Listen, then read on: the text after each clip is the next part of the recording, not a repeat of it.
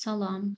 Eee, Bu gün biz sizinlə miniatür sənəti haqqında danışacağıq. Əgər siz MIQ imtahanına, müəllimlərin sertifikasiya imtahanına hazırlaşırsınızsa və ya təsviri sənət müəllimisinizsə, bu video sizin üçün hazırlanıb. Bu videoda miniatür məktəblərini sadə, yadda qalan, imtahana bal qazandıracaq formada izah edəcəyəm.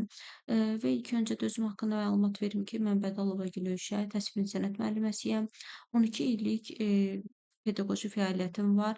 Müəllimlərin sertifikasiya imtahanından 57 bal toplamışam. Azərbaycan Gənc Müəllimlər Assosiasiyasının Goranboy üzrə koordinatoruyam, metodistəm və beynəlxalq sertifikatlı müəlliməm. Bu kanalın yaradılması məqsədi bütün müəllimlərə dəstək olmaqdır. Keçirilən bütün mövzuların əzbər formada yox da, məntiqi əsaslarla yadında saxlayıb imtahanda daha asan formada testləri cavablamağa kömək etməkdir. Və bu sertifikasiya imtahanına hazırlaşan müəllimlər üçün etibarlı mənbələrə əsaslanan dərslər, testlər, izahlar və praktik tövsiyələr paylaşacağam sizlərlə.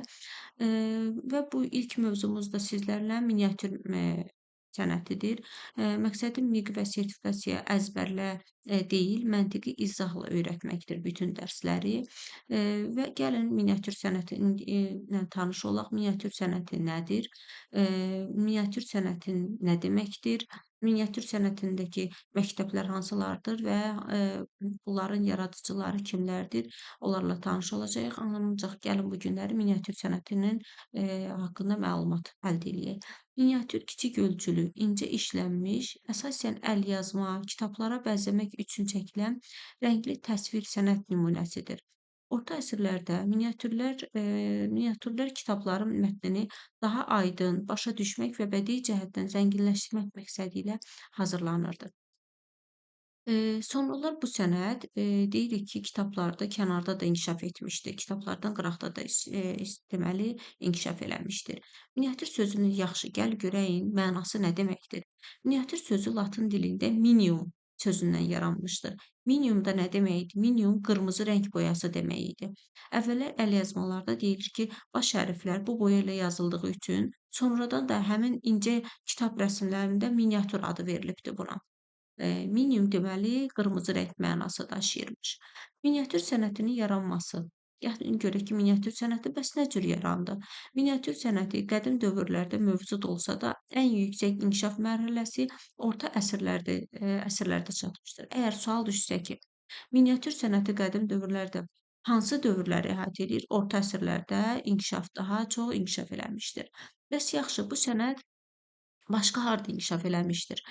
Şərq ölkələrində, xüsusilə Azərbaycan, İran, Türkiyə və Orta Asiyada geniş yayılmışdır. Ancaq yayıldığına baxmayaraq, ən yüksək inkişaf mərhələsi deyirik ki, Təbriz miniatür məktəbi ilə tanınır. Təbriz məktəbi kimi tanınır. Miniatür sənəti orada daha çox inkişaf olunmuşdur. Gələcək dərslərimizdə biz bunu daha çox görəcəyik. Azərbaycanda isə 13-cü əsrdən etibarən inkişaf etməyə başlamış və 16-cı əsrdə özünün qızıl dövrünü yaşamışdır. Miniatür xüsusiyyətləri hansılardır? Gəlin görək miniatür xüsusiyyətləri nələrdir? Miniatür sənəti digər rəsm növlərindən fərqləndirən əsas xüsusiyyətləri nələrdir? Deyirik ki, miniatür sənəti nə oldu? Kiçik ölçüdə hazırlanır. Parlaq və zəngin rənglərdən istifadə olunur. Xırda detallar böyük dəqiqliklə işlənir.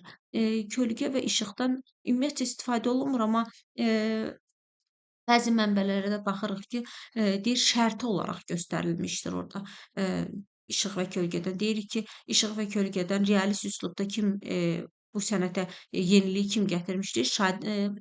Sadiq bəy Əfşarın adı çəkilir kitabda. Perspektiv və qərb rəngkarlığındakı kimi deyil, şərti şəkildə verilir. Yəni buna da Sadiq bəy Əfşarda görürük ki, daha perspektiv qanunlarından istifadə edilir. Yəni əslində miniatür sənətindən istifadə olunmur. Perspektiv qanun qaydaları. İnsan, heyvan, təbiət və memarlıq elementləri dekorativ üslubda təsvir edilir. Yaxşı, miniatürün mövzuları nələr idi? Gəlin indi baxaq görəyin miniatürün mövzuları nələrdir? Miniatürlərdə əsasən aşağıdakı mövzular təsvir olunur. Saray həyatı, döyüş səhnələri, sonra ov səhnələri, musiqi və ziyafət məclisləri, ədəbiyyat qəhrəmanları, bunlar kim idi? Fikir vermisiniz? Sultan Məhəmməddə, Sadiq bəy Əfşarda, sonra Digər miniatür sənətkarlarımız baxırıq ki, hansı sənətkarlara üstünlük verir. Nizami Gəncəvinin, Füzuli və digər klassiklərin əsərlərinə çəkilmiş illüstrasiyalar bunlar görsənir. Təbiət və gündəlik həyat səhnələri də həmçinin miniatürün mövzularına aid edilir. Yaxşı, miniatür sənətinin Azərbaycanda miniatür sənət haqqında gəlin baxaq. Azərbaycanda miniatür sənəti Yaxın Şərqin ən zəngin sənət məktəblərindən biridir. İlk məşhur nümunələri 13-cü əsrdə Vərqa və Gülşə əlyazmaları görünür.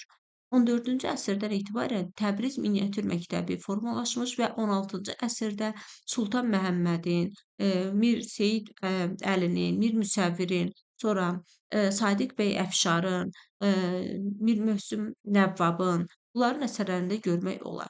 Miniatür məktəbləri Azərbaycan miniatür sənətinin əsas məktəbləri hansılardır dedik. Bayaqları dedim mən sizə Təbriz miniatür məktəbi. Ən məşhur, ən güclü məktəb hesab olunur. Şərq miniatür sənətinin digər məşhur məktəbləri hansılardır deyilsə, Herat, Şiraz, İsfahan, Buxara, Səmərqənd bunlar şərq miniatür sənətinin digər məşhur olan məktəbləri bunlara aiddir. Yəni sual düşə bilər ki, şərq miniatür sənətinin digər məşhur məktəbləri hansılardır? Miniatür sənətinə aid olan Heratdır, Şirazdır, İsfahandır, Buxaradır, Səmərqənd. Miniatür sənətinin əhəmiyyəti. Gəlin biz baxaq görək, miniatür sənətinin əhəmiyyəti nələrdir? Miniatür sənəti bizə orta əsrlərdə insanlara geyimləri çatdırır, məişəti, nə cür məişətlər nə cür imiş, onları bizə çatdırır, silahları, memarlığı, adət-ənənələri, musiqini, saray həyatını öyrənə bilirik. Biz miniatür sənətləri nələr öyrənirik?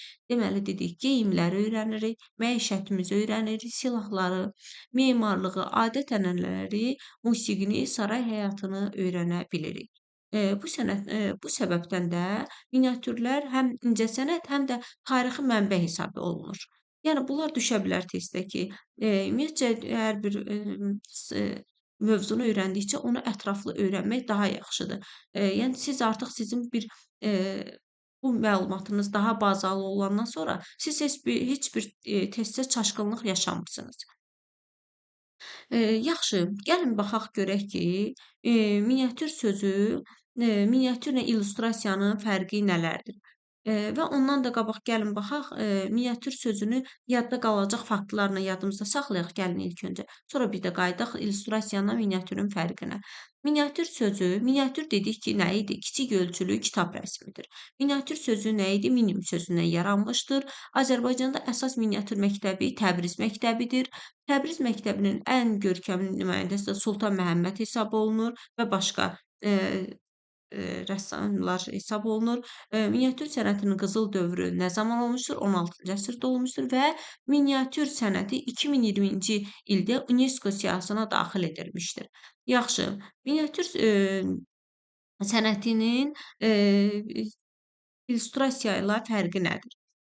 Gəlin ona biz baxaq, miniatür sənətinin haqqında və miniatür başqa rəssamların da adı çəkilir burada. Biz onlara da qayıdacağıq. Yaxşı, gəlin ona diqqət edək. Miniatürlə illüstrasiyanın fərqi nələrdir? Deyirik ki, miniatür kiçik ölçülü bədii rəsmdir. Yaxşı, illüstrasiya nədir onda o zaman? Mətnə izah etmək üçün çəkilən rəsmdir. Sonra, əsasən orta əsrdə əlyazma kitablarında istifadə olunub. Nə? Miniatür. Bəs illüstrasiya istənilən dövrdə kitab, jurnal, qəzet və dərsliklərdə istifadə olunurdu. Miniatür dekorativ üsluba malikdir. Zəngin ornamentlərdən istifadə edilir. Bəs illüstrasiya üsluba sərbəstdir. Müxtəlif texnikalarda ola bilər. Parlaq rənglər, incə detallar, şərti, perspektivli seçilir. Bəs illüstrasiya məqsəd mövzunun aydınlaşdırmaqdır. Realist və ya qrafika ola bilər illüstrasiyada. Özlüyündə müstəqil sənət əsəri hesab edilir miniatür. Ancaq illüstrasiya isə əsas funksiyası mətni müşahidə edib izah etməkdir. Yəni bunların fərqləri əsasən hər miniatür bir növ illüstrasiya ola bilər. Çünki əlyazma kitabları mətnini təsvir edirdi. Amma hər illüstrasiya miniatür deyil. Müasir dərsliklərdə, kitablara baxırıq, jurnallarda bu bütün illüstrasiyalar ki, miniatür hesab olunmur bunlar. Yəni illüstrasiya böyük həcmdə də ola bilər əslində. Hansısa bir mətnin nağılı bizim beynimizdə